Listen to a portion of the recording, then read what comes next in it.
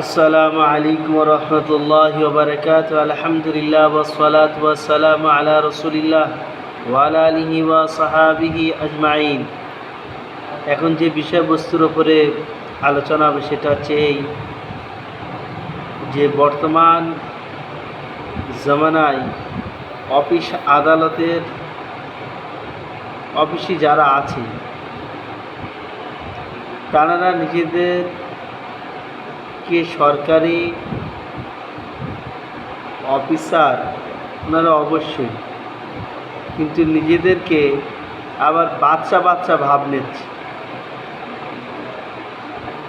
আম public, ওনারা যে আম পাবলিকের সেবক এই কথাটা ওনাদের মাথায় নেই। কেননা আমার মেয়ের জন্ম সার্টিফিকেট ঠিক করতে গিয়ে কয়েকটা অফিসে গিয়েছি, তো সব কারোর মাথায় যে ওনারা আম পাবলিকের সেবক এটা ওনাদের কারোর মাথায় নেই। যে যেরকম পাচ্ছে, যে কথা দিয়ে পাচ্ছে পাবলিককে ঘোরাচ্ছে।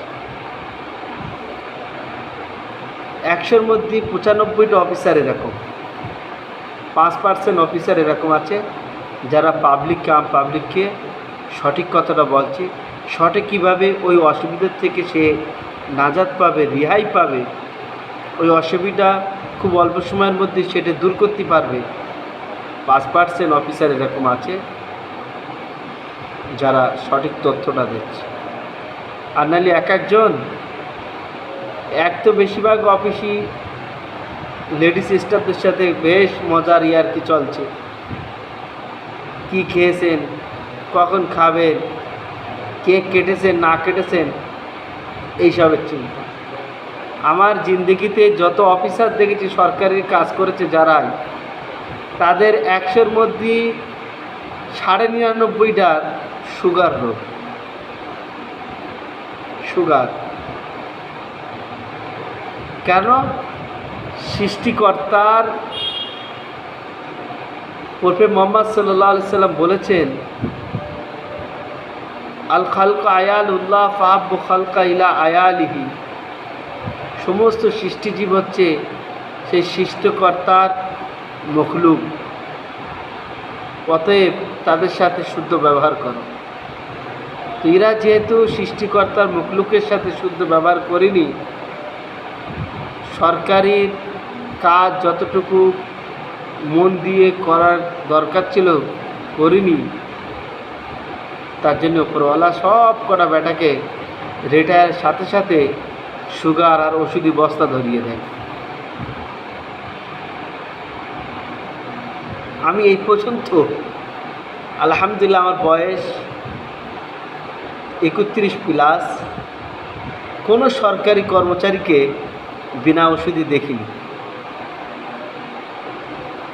আর আলহামদুলিল্লাহ সুম্মা আলহামদুলিল্লাহ, প্রত্যেকটা মসজিদের ইমাম সাহেব, যদি 1000টা মসজিদ আপনি সার্ভে করেন তাহলে 1000টার মধ্যে 999টা মসজিদের ইমাম সাহেব আমার মতন আলহামদুলিল্লাহ সুস্থ সবল আছেন, বিনা ওষুধই চলছে। যারা রিটায়ার হয়েছেন তারা তো আলহামদুলিল্লাহ 1000-এর মধ্যে 1000টাই সুস্থ সবল আছে, হয়তো বয়স হয়ে গেছে। পার্থক্য এই যে এরা নিজের যখন অফিসার হয়ে গেছে নিজের মধ্যে মানুষত্বটা ভুলে গিয়েছে। আসুন হাদিস শুনি।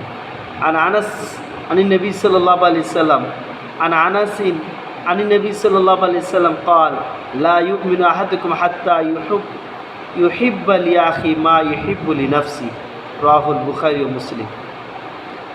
বুখারী ও মুসলিম জগতের শ্রেষ্ঠ হাদিসের কিতাব। 1 নাম্বার বুখারী, 2 নাম্বার মুসলিম। ওই জন্য রেফারেন্স দেওয়া হচ্ছে বুখারী মুসলিম। হযরত আনাস রাদিয়াল্লাহু তাআলা বলছেন যে নবী পাক সাল্লাল্লাহু আলাইহি সাল্লাম বলেছেন, তোমাদের মধ্যে ওই ব্যক্তি 100% ঈমানওয়ালা নয়, মুমিন নয়, বিশ্বাসী নয়, মানুষ চলেন তার মধ্যে নাই, যার মধ্যে যে নিজের জন্য যেটা পছন্দ করে অপরের জন্য ওটা পছন্দ করে না। দেখেন যারা সরকারি কর্মচারী তারা সকলেই পড়ার সময় যখন মাধ্যমিকে ভালো র্যাঙ্ক করেছিল, উচ্চ মাধ্যমিক ভালো করেছিল, রিপোর্টারের সামনে বলেছিল যে আমি এই অফিসার হব, এই অফিসার হব, জনগণকে সেবা করে। আর যখন অফিসারের সিটি বসেছে, যখন জনগণ গেলি জনগণকে পোঁ করে ঘোরাচ্ছে, এই কথাটা ভুলে গেছে। এটাকে বলা হয় মানুষ চলন, মানুষত্ব। সরকারি অফিসার মানে হচ্ছে তারা পাবলিকের সেবক, পাবলিকের সেবক। এই পাবলিকের সেবক কথাটা ভুলে যায়। ওরা মনে করে এই পাবলিকই আমাদের সেবক।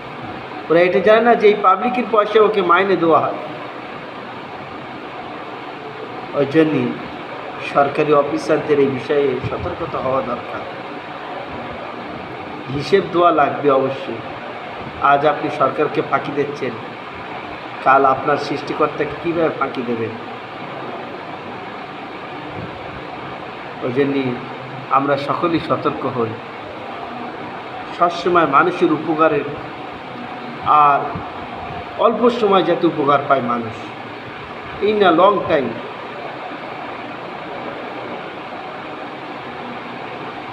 আমার ছেলের জন্যে বার্থ সার্টিফিকেট ডিজিটাল করতে গেলাম, আধারটা পঞ্চায়েতে দিলাম, আধার কার্ড আই কার্ড দিলাম, বললাম ডিজিটাল করতে, সঙ্গে করে দিলাম। একবারে জিজ্ঞেস করলেন না ছুটির কাগজ।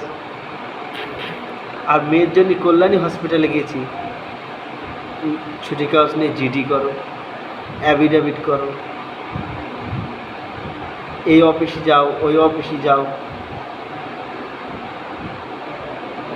10টা 11টা দিন। আজকে একটা অফিসারের সাথে অফিসার বসেছিলেন, ওনাকে যখন দেখলো উনি বললেন যে এসব তো দরকার পড়ে না। তখন গেল মটকা গরম হয়ে, তখন গরম দিলাম যে এনারা অ্যাফিডেভিট করিয়েছে, জিডি করিয়েছে। তাহলে বার্থ সার্টিফিকেটটা কিসের জন্য দিচ্ছে ওদের কাছে? আসল বার্থ সার্টিফিকেট কিসের জন্য দিচ্ছে? ওই জন্যই এখন সরকারি অফিসাররা সরকারি পশু হয়ে গেছে।